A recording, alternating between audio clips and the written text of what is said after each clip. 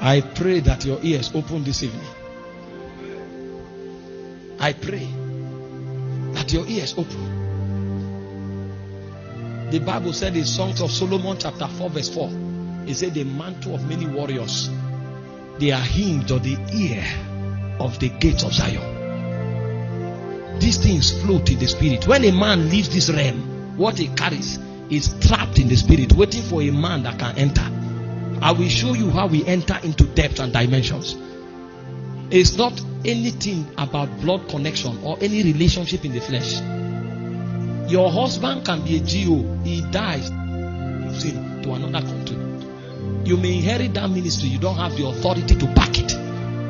There's no sentiment about it.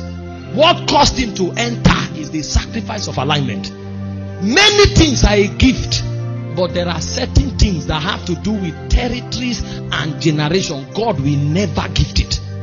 Never. Those things are earned on the altar of sacrifice. Matters of ordination can never be gifted. You can stumble into many gifts, not issues of territories. God finds worthy men. Many believers don't understand. We live our lives carelessly. You have to until you learn truth and you live by them. You are mighty on your throne. You reign. You reign. You reign. You reign. Kadosh. You are mighty on your throne.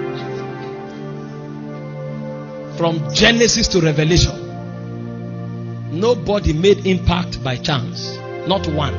Go on. I told you that Adam was born in the womb of encounters. He came from within God. The Bible said God created the man, and then he formed the man from the dust of the ground. He breathed into the man, and the man became a living soul. He was born from within encounter. He lived in Eden, the ambience of heaven. When the earth fell, that pattern did not change. God showed up, and in a whole generation he found no man. And God said he swore in his heart in Genesis chapter 6 that he was going to wipe off everything on the face of the earth, including animals and beasts, until the Bible said, but Noah found favor with God. You don't have encounter with God, you think you can change anything in time, you are a joker.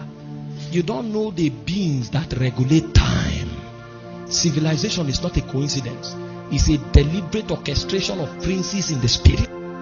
Everything you see happening around you, there is a prince watching over it. People don't wake up and just suddenly want to fornicate.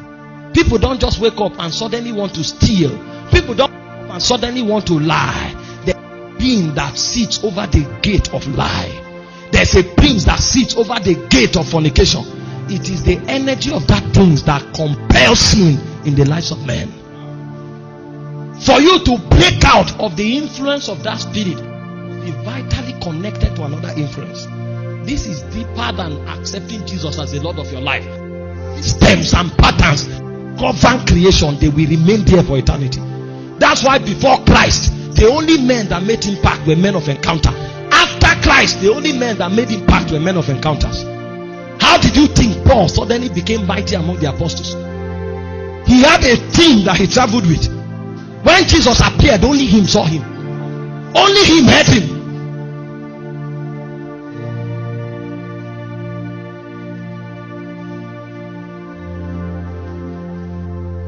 And that brings you influence among spirits. And that influence causes you to rule men.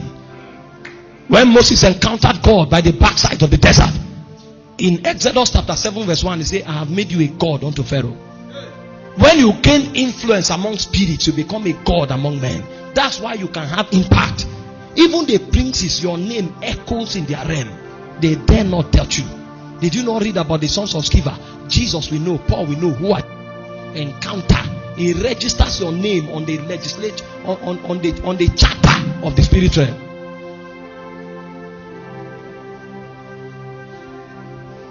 Our generation is weak because encounter is now strange to us.